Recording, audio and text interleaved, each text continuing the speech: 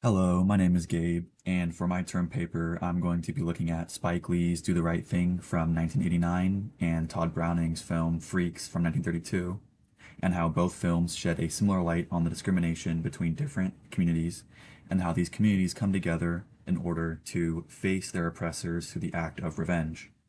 So my first claim is going to focus on the injustice of the discriminated.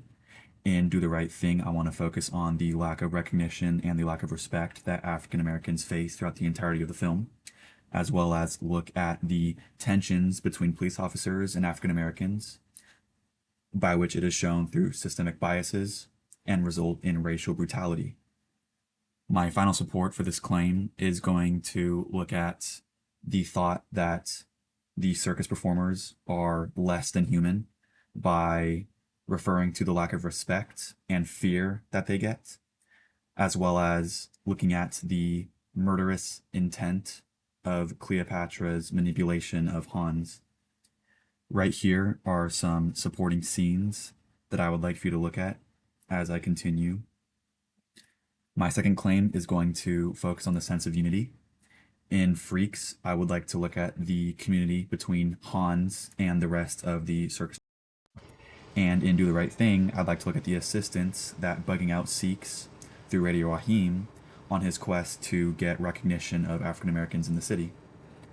And for my last support, I'd like to look at the leadership role that Mookie takes right before the riot breaks out.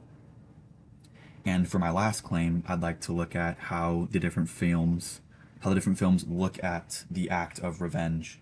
So in Freaks, I'd like to look at the ironic punishment of the two perpetrators, Cleo and Hercules, in which the punishment goes to equalize them to the circus members, where in Do the Right Thing, the sole purpose of revenge is to destroy the source of suffering, and in the film that would be Sal's Pizzeria.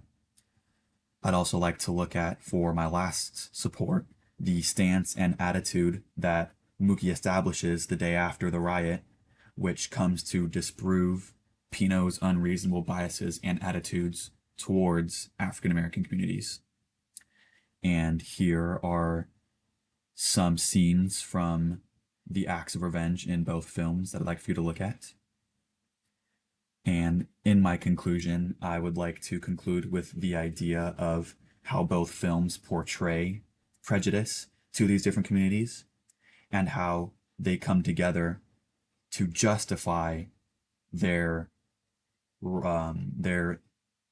righteous revenge to their oppressors. And here are the scenes of the movie. Thank you for listening.